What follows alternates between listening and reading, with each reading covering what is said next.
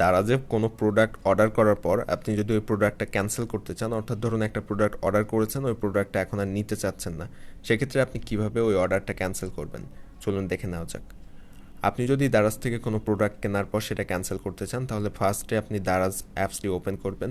দারাজ অ্যাপসটি ওপেন করার পর আপনি একটা ইন্টারফেস দেখতে পাবেন এরকম, এবং এর নিচে ডান দিকে দেখতে পাচ্ছেন অ্যাকাউন্ট নামের একটা অপশন আছে। এখান থেকে অ্যাকাউন্ট অপশনের উপর ক্লিক করে দিবেন। তারপরে সবগুলো দেখুন একটা অপশন দেখতে পাচ্ছেন, দেখেন এখানে এই সবগুলো দেখুন অপশনের উপর ক্লিক করে দিবেন। সবগুলো দেখুন অপশনের উপর ক্লিক করার পর এখানে আপনি কোন কোন প্রোডাক্টগুলো অর্ডার করেছেন সেটা কিন্তু আপনার সামনে শো করবে। এখন যে অর্ডারটি আপনি ক্যান্সেল করতে চাচ্ছেন সেই অর্ডারটি এখান থেকে আপনি সিলেক্ট করবেন, অর্থাৎ যে প্রোডাক্টটি বা যে জিনিসটি আপনি ক্যান্সেল করতে চাচ্ছেন সেই জিনিসটির উপর আপনি ক্লিক করে দিবেন। সেটার উপর টাচ করে দেওয়ার পর এরকম একটা অপশন আসবে, এবং এরকম একটা অপশন আসার পর এখান থেকে দেখেন বাতিল নামের একটা অপশন আছে, বা আপনার অ্যাপস যদি ইংলিশ করা থাকে তাহলে ক্যান্সেল বলে একটা অপশন আসবে। তো এখান থেকে ক্যান্সেল বা বাতিল অপশনের উপর আপনি ক্লিক করবেন।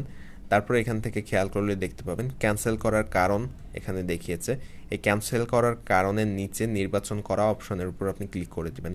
তারপর এখান থেকে আপনি কী কারণে এই প্রোডাক্টটি ক্যান্সেল করতে চাচ্ছেন সেটা আপনি সিলেক্ট করে দিবেন। আমি এখান থেকে এটার শিপিং ফি বেশি চাচ্ছে এর জন্য আর কি এটা ক্যান্সেল করব।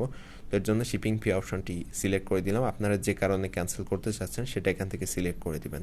তারপর কনফার্ম নামে যে অপশনটি আছে নিচে, এই কনফার্ম অপশনের উপর আপনি ক্লিক করে দিবেন। তারপর জমা দিন যে অপশনটা আছে এইটাতে ক্লিক করবেন, অথবা আরও কারণ যদি থাকে তাহলে অতিরিক্ত মন্তব্য যেটা আছে এর নিচে এখানে লিখে দিবেন কী কারণে আপনি ক্যান্সেল করতে চাচ্ছেন। তারপর জমা দিন অপশনের উপর আপনি ক্লিক করে দিবেন। তারপর দেখেন সফলভাবে জমা হয়েছে একটা অপশন লেখা চলে এসেছে, এবং অলরেডি বাতিল করা হয়েছে আরেকটি লেখা এখানে চলে এসেছে, অর্থাৎ আমি যে প্রোডাক্টটি অর্ডার করেছিলাম সেটা কিন্তু অলরেডি ক্যান্সেল করা হয়ে গিয়েছে।